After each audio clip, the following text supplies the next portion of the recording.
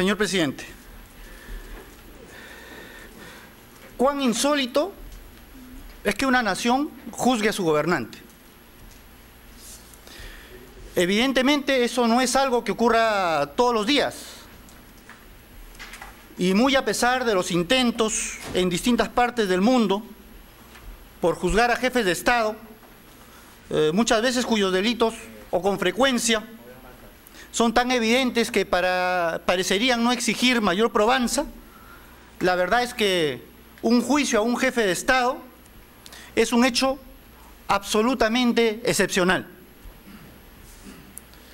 Y eso ocurre porque, escudados en los privilegios que las leyes suelen reconocer a los gobernantes, pero sobre todo, gracias a la protección que les dan las densas redes de lealtades y complicidades, tejidas en largos años de ejercicio de la autoridad suprema, al margen de todo control institucional efectivo, los jefes de Estado, o quienes acaban de dejar de serlo, suelen tener, como se dice, la sartén por el mango, sobre todo frente a los simples ciudadanos, las víctimas humilladas y ofendidas, que los acusan por sus crímenes. Sin embargo, a pesar de esto, a pesar de la sacralización y la pompa del poder, en la historia ha habido momentos en que los pueblos han juzgado a sus gobernantes. Todos recordamos, por ejemplo, el juicio a Luis XVI, al inicio de la Revolución Francesa. Juzgado por la Convención Revolucionaria, el rey de Francia fue sentenciado y ejecutado en rigor extremo. En el Perú tenemos el antecedente del juicio a Augusto Leguía, presidente de la República durante 11 años seguidos, quien al ser derrocado fue puesto bajo la jurisdicción del Tribunal de Sanción, órgano creado ex profeso al calor de la pasión política para castigar a Leguía y a los leguistas, aunque, como sabemos, el presidente el oncenio falleció sin llegar a pronunciarse la sentencia. Fuera de casos como los dos que acabo de citar, más frecuentes han sido en la historia los momentos en que ciertos jefes de Estado han sido castigados por la fuerza descontrolada, irracional de una masa indignada o enfurecida. ¿Cuál es el denominador común de estos ejemplos? No es fácil, o no es difícil, digo, identificar. El factor común es el carácter político del juicio. El factor común es el carácter político del juicio, de la sentencia o el castigo pronunciados y aplicados como consecuencia de un juicio no exento de pasión y tal vez esencialmente determinado por ella. Es por eso que un organismo representativo y legislativo de tiempos revolucionarios, como la Convención Francesa, se erige por sí y ante sí en supremo juez con poder de vida y muerte. Es por eso que el caudillo militar que derroca a la dictadura de Leguía invoca el sentir nacional y se erige en su intérprete privilegiado para constituir un órgano de sanción directamente y no de examen y definición serena de responsabilidades. Es por eso mismo, señor presidente, que la masa descontrolada siente legítimo perpetrar el linchamiento del gobernante que despertó en ella la pasión avasalladora del odio. El juicio al expresidente Alberto Fujimori, que se celebra ante este tribunal, rompe claramente con todos estos precedentes que hemos resumido en los casos de Luis XVI y Leguía. De allí su enorme trascendencia, de allí su innegable resonancia De allí su carácter modélico, no solo para nuestro país. Podemos justificar esta trascendencia en 3 razones.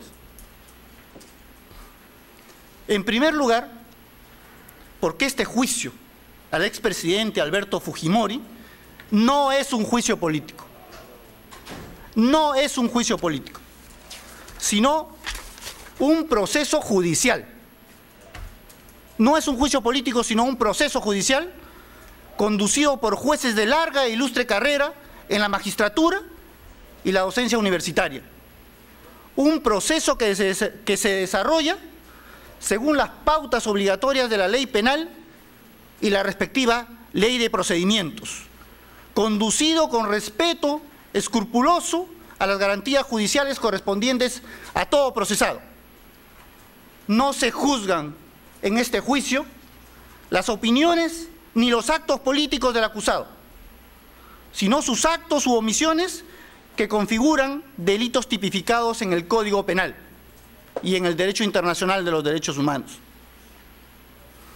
En segundo lugar, porque en este juicio al expresidente Alberto Fujimori, al examinar los cargos contra el procesado, se ha hecho a un lado la interferencia nefasta del apasionamiento, de los sentimientos favorables o desfavorables al reo, es decir, de los prejuicios. Lo digo rotundamente, señores del tribunal, no nos interesa obtener de este tribunal un fallo ciegamente condenatorio. No nos interesa. Nos interesa una sentencia sólidamente razonada, que sirva a la educación cívica del pueblo y a la salud de nuestra vida institucional democrática. Por eso es que intervenimos activamente en este debate judicial, apoyando las pruebas y argumentos del representante del Ministerio Público, pero también con nuestras pruebas y argumentos. Y es que aspiramos a convencer, con la fuerza persuasiva de razones, debida y sólidamente fundamentadas. Por eso debatimos también con la defensa del expresidente procesado. Porque, en suma, aspiramos a que el resultado de este prolongado proceso judicial se refleje en una sentencia que valga y se sostenga por sí misma, más allá de nuestra época, y no por la fuerza de una determinada coyuntura política. Se comprenderá entonces la importancia crucial que tiene para la justicia y la salud democrática del Perú que este juicio sea, como en efecto es, un proceso judicial auténtico, con plenas garantías y no una vendetta. En tercer lugar, este juicio al expresidente Alberto Fujimori es un acontecimiento trascendental, porque aspira a obtener una sanción legal y justa, y no el linchamiento del procesado.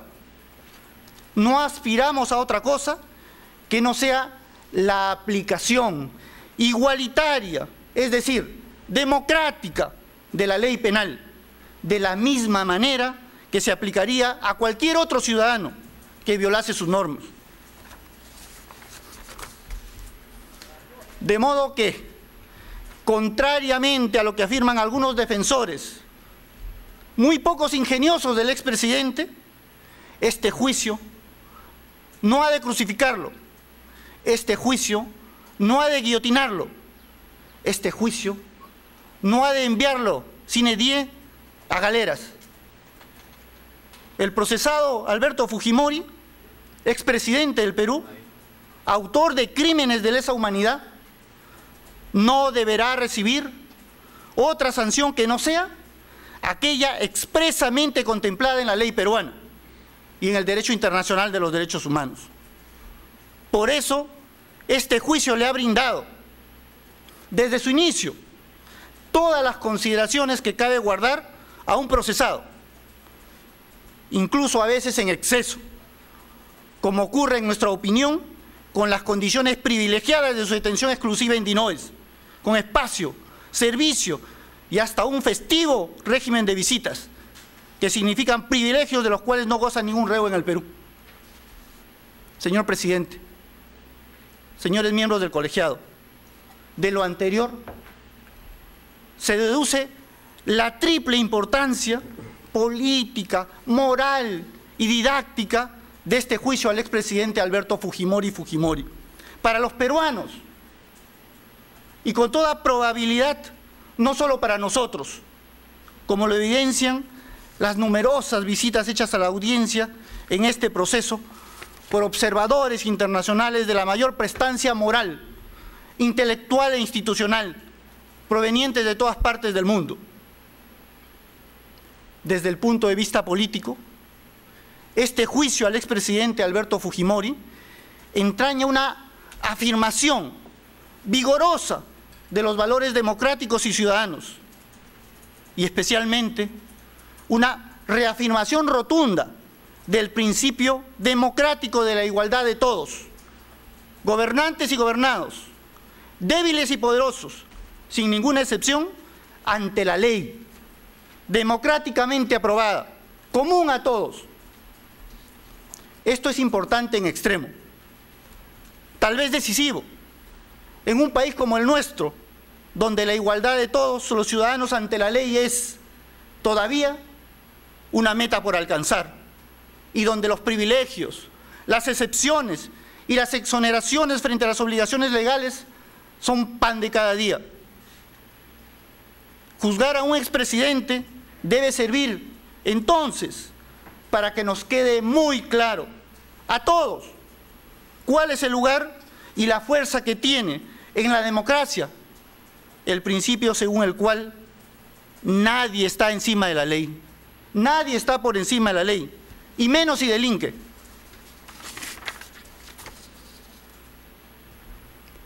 Desde el punto de vista moral, el juicio al expresidente Alberto Fujimori supone la afirmación de la lucha contra la impunidad en un país como el Perú, donde tantos crímenes claman por justicia que llega tarde o no llega nunca. Este juicio es, entonces, una oportunidad única, extraordinaria, para empezar a enderezar la deuda histórica que el Estado tiene frente a la sociedad en relación con la justicia. Por otro lado, es evidente que este juicio, en algún momento y de alguna forma, hoy o tal vez mañana, ha de tener un efecto catártico sobre la ciudadanía. Porque en un país tradicional y tan profundamente patriarcal como es el nuestro, no se juzga impunemente a un ex jefe de Estado. No se le procesa y eventualmente se le sentencia sin que eso tenga una consecuencia insoslayable sobre la conciencia ciudadana. Abrigamos la esperanza de que esta circunstancia histórica y esta catarsis puedan ser la oportunidad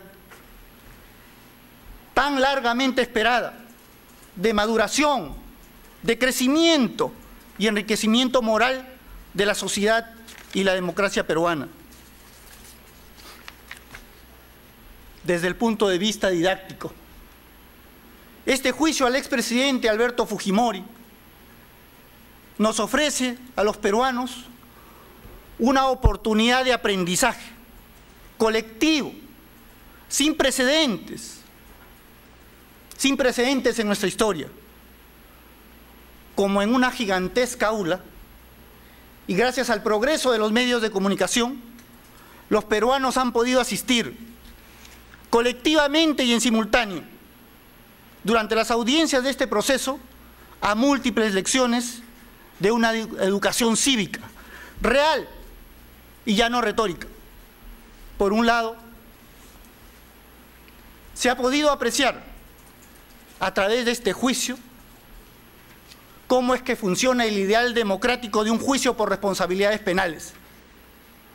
Así, es de esperar que los ciudadanos puedan aprender a exigir la aplicación de una justicia penal democrática a todo nivel de la administración de justicia. Por otro lado, se han podido conocer a fondo los detalles vergonzosos y delincuenciales de un régimen autoritario y hemos podido comprobar que tras la pobreza, el atraso y la injusticia que sufre el Perú está como indignante razón de fondo la manera en que los gobernantes se conducen al ejercer el poder que usurparon o que ingenuamente les confió la nación, cruzando a discreción la barrera del delito y el crimen.